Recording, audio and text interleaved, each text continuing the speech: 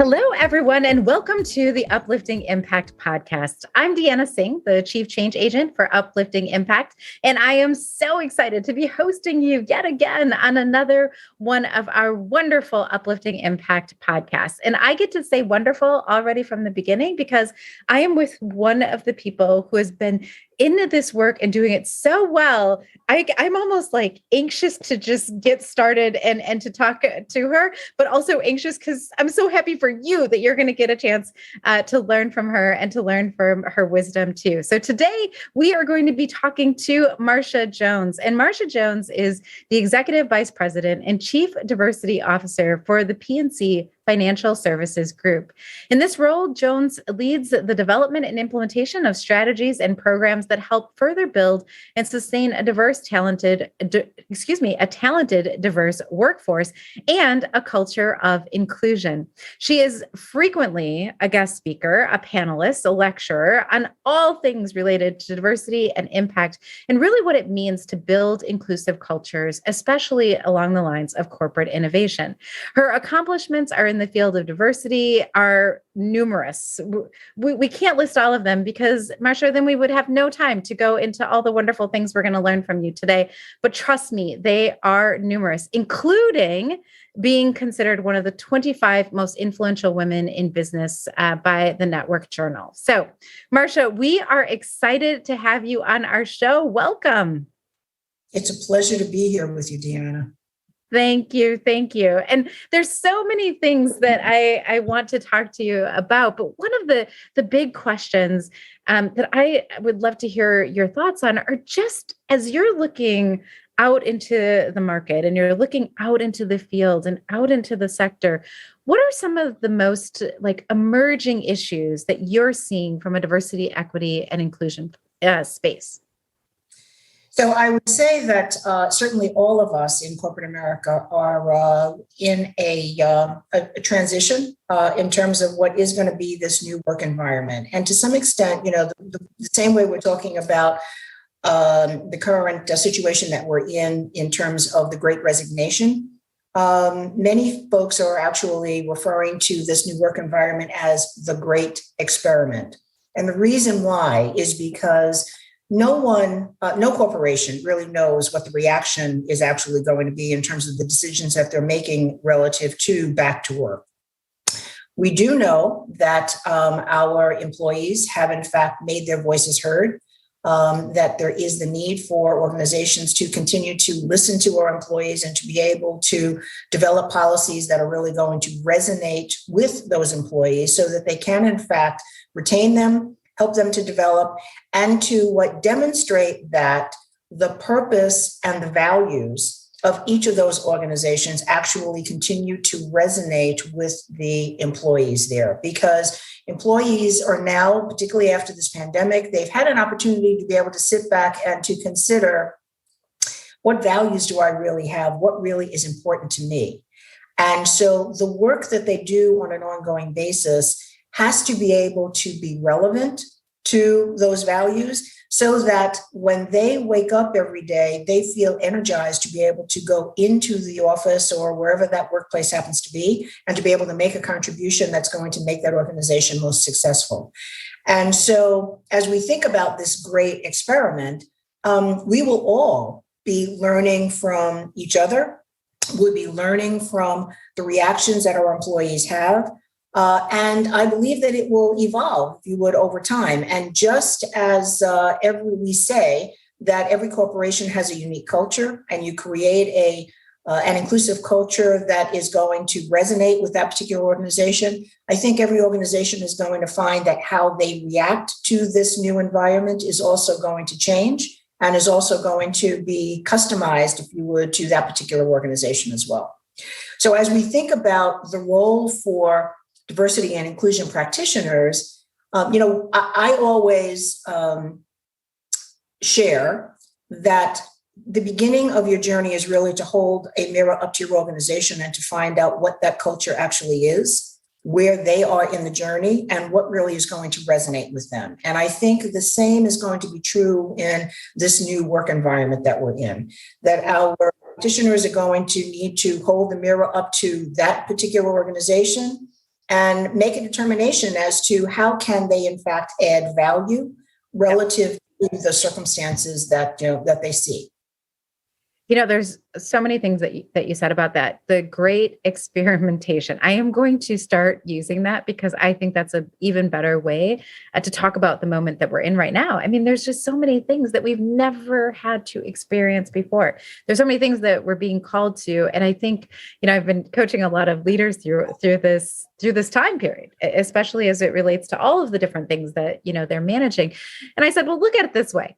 If you can make it through this, there's going to be no leadership challenge, right? That you won't be able to make it through. And that if you will be able to make it through, you are making it through, right? This is part of and parcel. It's just the volume, the heaviness of it, the uncertainty. Those are all, the knobs on those are all turned up, but we've been in different places of uncertainty before. And right.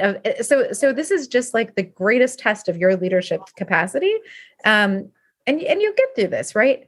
But understanding some of the things that you just mentioned, in particular, this idea of like, how do we use this moment as a learning moment and come at it with some of that humility of, we don't know the answers. So, how are we going to learn together? I think that's really important. I just want to highlight that for our listeners. Understanding nobody really knows. We're learning as we go, and that's going to be important. The other thing I would really love to highlight, so this is a phrase that we like to use too, holding a mirror up and letting organizations see where they are and who they are. And really one of the great sort of benefits of where we've been for the last couple of years is that people have had that moment of reflection. They've had that time to think. And we wanted that. Now they got it. Now we got to figure out what to do with it. But we always say we want to hold the mirror up, but then we also have the responsibility of tilting it, right? Holding it up so you can see who you are. And then as a second step, tilting it to see what you could become. Right? Like what else is possible out there? What's up in the horizon? So just thinking about this, and understanding that now many of us, if not most of us, are in some kind of a hybrid situation. I'm just curious, like, what does it look like when you talk about inclusion in a remote work environment versus how you might think about it in a in-person environment, and maybe how you think about it in a hybrid environment? What are some of the things that you might see as differences along those lines? So I would think that the intent is going to be the same regardless, meaning you want to be intentional in terms of creating that inclusive environment, but the execution and the tactics of it, I believe, in each one of those situations is actually going to be, slightly different. In our day-to-day interactions in terms of the office, it's easier to be able to have that eyeball to eyeball contact, that personal reaction that you have, that you're going to be able to read very clearly, some of those cues that you have from individuals. In addition to which, the passing by in the hallway or the water cooler or the lunchroom, et cetera, in terms of those dynamics of being able to create relationships and networks, is different when you're face-to-face than when you are in, let's say, a hybrid situation or when you're in a remote situation. Managers, I think, are going to need to be very intentional about the creation of an inclusive environment, particularly if you're in a remote situation and your entire team is remote. And there are examples of this. But those teams that are most successful are where the manager of the team recognizes the need to be able to bring those folks together on an ongoing basis, to be able to create situations for networking, for social activities, for interaction, where you can really get to know those individuals on a one-on-one basis that are unlike what happens when you are face-to-face. And the same is true in terms of a hybrid environment, where you'll have some folks that are actually going into the office, for example, on a couple of days a week, and then there are some that are going to be remote, permanently, and yet for whatever reason, and yet the manager is going to have to find a way to be able to manage his or her bias. That the individual that they're going to be interfacing with on a day-to-day basis in the office gets as much face time, if you would, as the individual that is working remotely. And so that is going to, in my mind, mean that we're going to have to create a whole enhanced set of management training experiences to, number one, make them aware, to be able to provide them with best practices so that they're going to be equipped to be able to handle and to manage those kinds of the creation of inclusive environments in those kinds of settings. And it is going to be imperative for our practitioners to, number one, be aware of that. Number one, to be able to be prepared to be able to share some of those best practices, and perhaps even in many cases to lead training workshops, et cetera, for those managers so that they can actually provide them with tips, workshop skills, et cetera, that are going to enable them to be able to execute on that. Because in the event that we're not able to equip our managers who play an integral role in the success of creating this inclusive environment, particularly mid-level managers, that we're going to take steps backward in terms of the progress that we have actually made. And so therefore, it's important for practitioners to be aware of that and to be prepared with points of wisdom that they would be able to share. I mean, I agree with you so much. And it's interesting because this comes back to haunt me, but in a beautiful way. So at the very beginning of the pandemic, for one of for a business journal, I was asked my thoughts on sort of how does DEI play into what's happening as the world was changing right in front of our faces.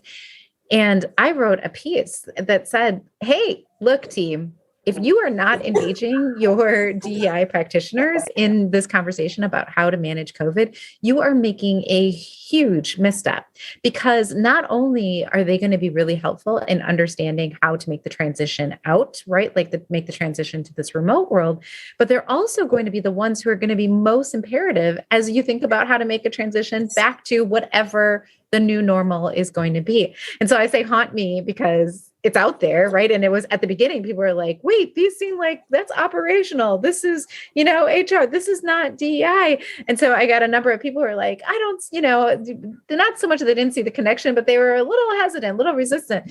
And now I'm getting that email back like, oh, you told us, didn't you? Yes. You understood what was actually coming. But no, the thing though is, Deanna, that our philosophy is that diversity and inclusion impacts every single aspect of our business, right? So regardless of what that line of business is actually involved in, there is the need for those leaders to be able to have a lens of diversity and inclusion. And how do you create that inclusive environment? Because, our formula, candidly, for diversity and inclusion is that if you create that inclusive environment, regardless of what line of business is, and your employees are engaged, they're going to be more productive, more innovative, et cetera. And ultimately, they're going to lead to greater profitability for the organization. And so regardless of what kind of format you're in terms of that work environment, whether you're in the office, hybrid, fully remote, et cetera, it's going to be incumbent upon our managers to be able to find a way to make those team experiences inclusive. And I would share that one of the key ways to be able to do that is to take an active role in listening to your employees, who will in fact tell you what it is that they want, what it is they aspire to, et cetera. And then the manager's role after that is easy. All you've got to do is be able to deliver on it. And once you're able to deliver, so the answers are really in front of you, but you've got to be able to ask the questions in order to be able to get the answers and then execute on the answers. You know what? That is such a simple, leadership, recommendation. People will be like, I'm so stuck. I don't know what to do. I'm not sure. And I say, well, have you asked? Have you asked the people who are going to be impacted? Because you might be causing all this, all this stress for yourself and not need to, because they have the answers already. They've already thought about this. And so they know what they're looking for, right? Mm-hmm. So they know what is going to resonate with them, et cetera. Now, you want to create an environment where you're actively listening to them, And yes, to the extent that you can, you're going to be taking action. But there'll be kernels of truth, if you would, okay, within those responses that you get, that you are going to be able to at least be able to get a starting point from which you're then able to, continue to grow and to evolve. Right. The pushback that I get, Marsha, I don't know if you hear this too, is, well, what if they ask for something I can't deliver on? That's okay. But the fact that you actually listened to them, right? And perhaps, the answer is, okay, well, we might not be able to do that in it to the full extent, but we might be able to do X, right? Right. So you get them to, give you not necessarily just one, solution, but perhaps several. Or you might be able to tell them, well, look, in this environment, this is how we might be able to achieve that, or this is one step that we might be able to take in that direction. And you manage the expectations so that, there again, the benefit of the fact is that they have been heard and that you are interested enough in what their opinions actually are to be able to listen to them and then to perhaps take action.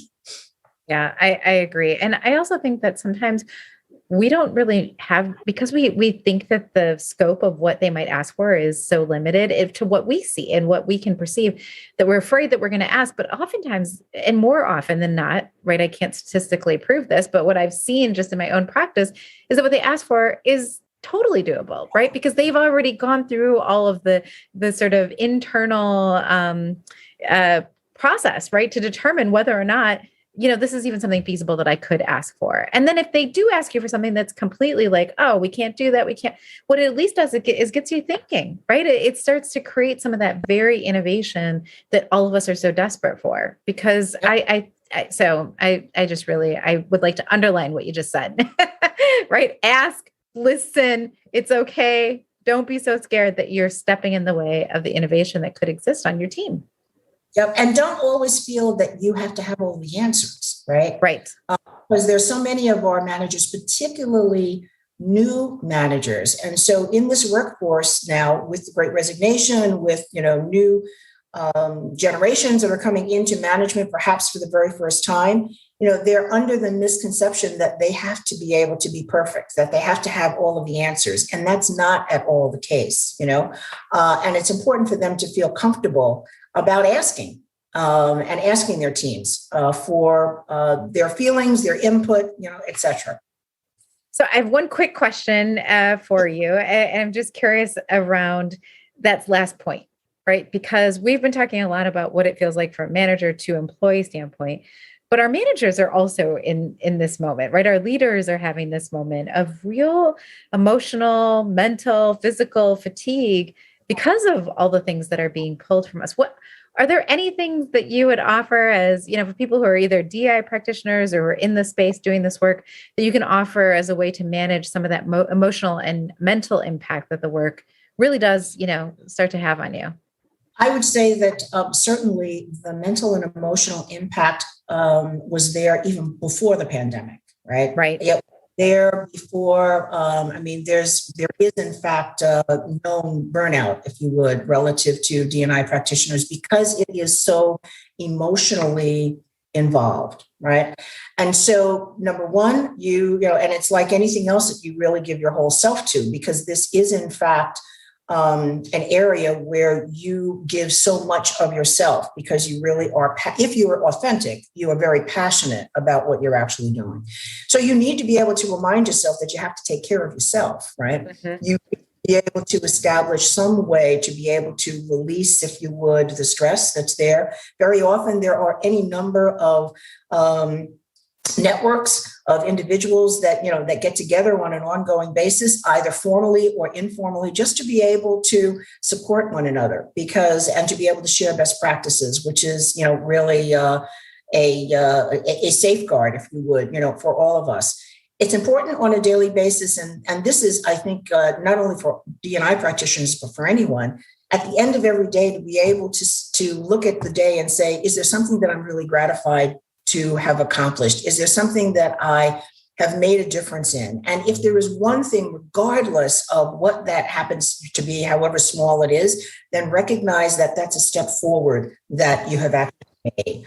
Very often the work that we do is difficult to be able to measure. Very often it is anecdotal, but I can remember that in the early stages of, my work in this, just to be able to hear individuals repeat back to me concepts that I shared with them, whether it was about inclusion or whether it was about the journey, et cetera, made you recognize that, okay, you are in fact making a difference. And it was those shots in the arm, so to speak, that enabled to get the energy the next day to be able to say, okay, I can get up and I can be able to, continue on the journey. And you have to be able to manage your expectations, right? Each of us comes into this role with a vision of what could be, but we also have to recognize that to get to that end state, there are several steps that have to be taken. And I often use this analogy that, the work that we do is really like moving an ocean liner. It is not where you move very gradually to, the stop. So those of you who've gone on cruises, you know that, you go to sleep, you leave one port and the next port you wake up and you don't even know that, how you've actually gotten there. But this is where, you continually move the needle forward, and ultimately you will see getting to those various milestones. That really is the gratification of the work that you're actually doing. So manage your own expectations about what it actually is going to take, and realize that there are champions in your organizations that will help you do the lifting. Yep. You and your small team, because most of the teams that we have are really very small, cannot be expected to be able to move tens of thousands, in some cases, hundreds of thousands of employees by yourself. You have to be able to develop a team of champions across your organization. They're there, find them, and have them help you to be able to be the army that will help the organization move forward. All really great pieces of advice. I'm going to go back in and make a note card so I can post it right on my, so I can remember those things. I'll tell you what, one of my big tricks is I like to dance, I just will rant. Like, I'm like, hey, this is something that's dance worthy, right? Like this is a moment you get an email. That's right. That's right.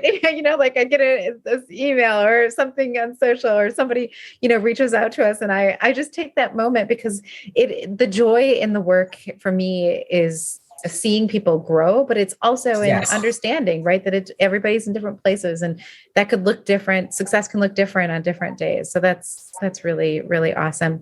Well, thank you so very much for being here with us today. It was a joy to be able to talk to you.